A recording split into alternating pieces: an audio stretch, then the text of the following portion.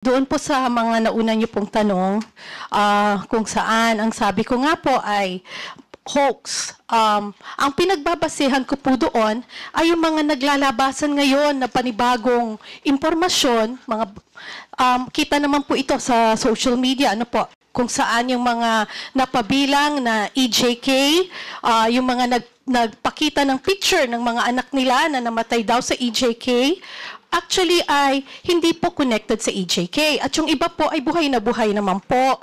That's why, ang sabi ko nga ay hoax dahil yung mga pinakita ng mga nagrarally at pinapakita nila na namatay sa EJK ay hindi naman po patay. Mr. Chair, nag-a-attend ba kayo ng Quadcom hearing? Mr. Chair? Nag-a-attend ba kayo ng Quadcom hearing? Yung mga biktima ng EJK ay nandoon at nagkaroon pa sila ng prayer rally, Mr. Chair. Nag-attend ba kayo ng Quadcom hearing? Okay. Mr. Chair, okay, salamat po at pagkakataong sumagot. Yes, nakapanood na po ako ng Quadcom at napanood ko rin po yung mga latest na ganap ngayon kung saan may isang Aling Sheila, Aling Lori, Aling another mother, kung saan yun po, yung mga anak nilang pinapakitang namatay sa EJK ay hindi naman po. Doon po, yun po yung pinanggagalingan ng aking isinulat na opinyon. Yun po ay reaksyon at opinyon sa mga nabalitaan ko po sa social media.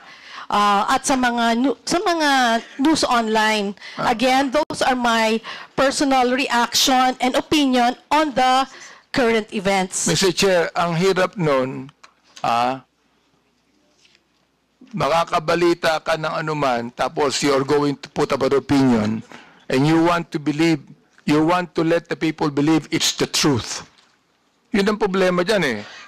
Facts. Then, sinabi mo, they want you to believe that every young life lost was at the hands of our people's President, Rody Duterte. Yeah. This is a blatant lie. That is my... pwede na pong sumagot, Your Honor? Yes, go ahead. Sige. Go ahead. Again, that is my truth. Those are my opinion. And nakabase naman din po yan sa mga available information. Ngayon, makikita po natin na yun nga po, may mga EJK victims nga raw na hindi naman pala. Yun nga po, sabi, yung raw po, I'm referring... You have no right to say it's a massive hoax. Mr. Chairman, with the indulgence of Chairman. Yes, Mr. Ma'am, yung sinasabi mong mga facts ngayon na lumalabas, is it an official document coming from those investigation by government agencies, by Quadcom, or just a mere in the social media accounts? Sir, Your Honor, if I'm not mistaken, nasa newspaper na rin po yan. Sandali po. Nasa newspaper. Pero ang tinatanong ko po, anong source ng newspaper? Is it an official document or findings of the Human Rights Commission? Absolutely, ma'am, yes, madam, absolutely not.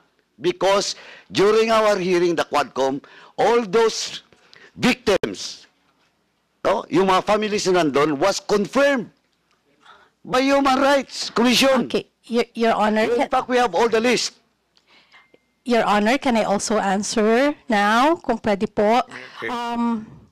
Lumabas po na may mga kapatid, yung mga biktima, na sila po mismo ang nagdi-deny doon sa mga ibinabalita ngayon. Mr. Chair, Mr. Chairman, I'd like to interject for a while here, while you're answering. Ang binabanggit mo, may nabalitaan ka? May nabalitaan ka? Oh. I mean, my goodness, if you would like to be a resource person here in this committee, kinakailangan meron kang basis. Meron kang tunay na basis, meron kang dokumento na masasabi. Sapagkat, Luka, ang Commission on Human Rights, for example, nag-imbestiga ng EJK at maraming nakita.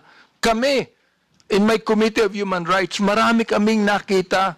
Oo. Samantalang ikaw, sinasabi mo, massive hoax ito. Wag naman, Mr. Chair. Gusto kong maniwala sa statement mo kanina. Pero ngayon, itong statement na ito, hindi na maganda eh.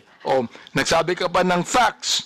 Some of these so-called victims died years before or after Yes. Duterte's presidency. Where'd you get the information? Nasa balita po, Your Honor. Yung iba po ay namatay ngayong last year lang po, Madam. 2024. Mr. Chairman, Opo. Madam, sa Quadcom po, sa hearing namin, at it was confirmed by Human Rights Commission, lahat po na nakalista doon, under our records, was confirmed by Human Rights Commission. Wala po doon yung prior and after Wait lang po, ha, kasi ako- ng Duterte's administration. And, Mr. Chairman, kindly, let me just remind that, sir, is he your counsel? No, sir. From the House of Representatives po siya. From the House? Nagpapapirma po. Sabi ko mamaya na kasi busy pa po tayo. Anyway, madam, Apo. ma'am, Yes, wala Your po Honor. Now you're talking about those mga disclaimer ng family. Now, ang tanong ko po, is it documented, under oath? Do you have a document for that? Or just a mere media reports? Alin po, sir, yung tinatanong po ninyong documented or Hindi, media yung reports? sinasabi mo na may mga families of victims na dininay, na-refute yung claims. Posted po ng mga Ayun nga ang kamag-anak problema, nila, and posted then, sa social opo, media. and Ang sinasabi ko, madam, baseless yan kasi based on our investigation, and unless otherwise, you can have a document under oath that indeed a certain family of victims clarified and dispute that data. Okay po, Your Honor, noted po. Next noted? time. Yeah, noted Anong po noted? noted po na, Tinatanong po kita, kung may dokumento ka bang hawak, wala. tulad po ng sagot ko kanina, Hindi, Your sandali, Honor. you answer my question, Mr. Chairman. Yes, I'm trying to answer, Your Honor. Sandali po. Apo. Yes or no? Do you have the document? Under oath? Sir, like I said, Andale, yes or no? Remember, I am just asking you if you have the document or not under oath. of the family who Yeah. reported? Yeah. None, sir. Oh, none. It's on the, like I said, it's a... So none. You don't have. Okay, sir. Next time po, What's next time? next time po, bago po tayo magsulat ng mga ganon, kailangan kumuha po muna tayo ng mga dokumento under oath. At hindi tayo basta magbabase sa sinasabi Chair. ng mainstream media. Okay. Mr. Chair, Thank you. let me continue on the Representative statement Abante. he said. Yes. Sinabi niya, facts to nakalagay, facts. Many are completely unrelated to drugs or EJKs. Some of them are still very much alive. You said you do not have any documents on that. Now look, Miss MJ na lang po. Para hindi po Miss MJ, po. you are accountable to the victims and you are accountable to us in the Quadcom. Pinasinungalingan mo kami. Pinasinungalingan mo ang mga victims. Now look, if you do not apologize right now, you listen. Yes, Your Honor. If you do not apologize, I am going to make a motion to hold you in contempt. I apologize, sir. And tulad nga po ng sabi ko kanita, sa susunod po ay maghahanap na lang po muna tayo ng mga Yun. under oath. At Okay hindi daw, po ha? tayo magre-rely sa mga balita ng news. Salamat na lang. po. Okay po. Kaya Maliwanag fake po. news.